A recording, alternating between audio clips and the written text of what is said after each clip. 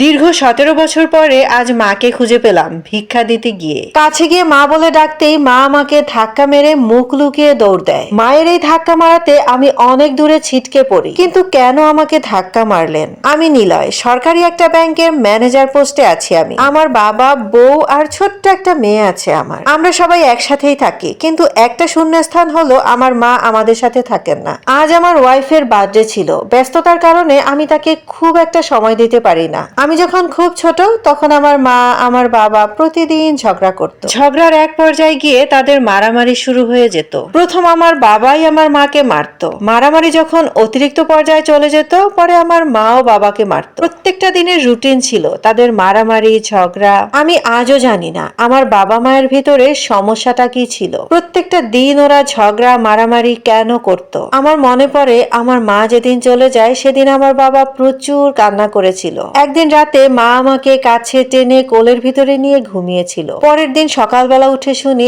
আমার মা কাউকে কিছু না বলেই চলে গেছে। কিন্তু আমার আজও অজানা আমার মা আমাকে ছেড়ে কেন চলে গেল। বাবার কাছে অনেকবার জিজ্ঞেস করেছি, কিন্তু বাবার কাছে জিজ্ঞেস করলেই বাবা কান্না করে। আজ আমার বউয়ের বার্থডে ছিল, তার জন্যই বউ আর বাচ্চাকে নিয়ে বেরিয়েছিলাম বাইরে খাওয়া দাওয়া করব, ঘুরবো।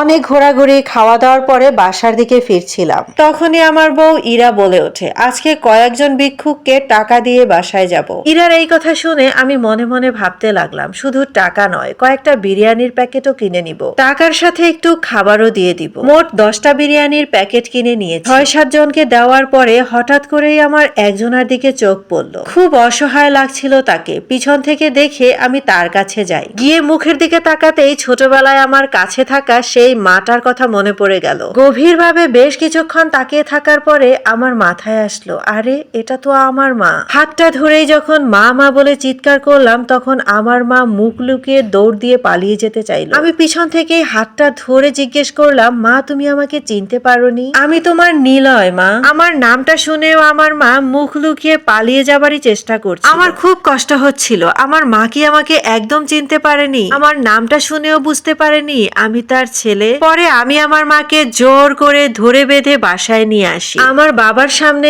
আমার মাকে দাঁড় করাই। আমার বাবা আমার মাকে দেখে চিৎকার করে উঠল আর কান্না করতে করতে বলতে লাগলো, আমাকে আর আমার ছেলেকে ছেড়ে যার সাথে পালিয়ে গিয়েছিলে তার ঘরে বুঝি বেশি দিন জায়গা হয়নি না?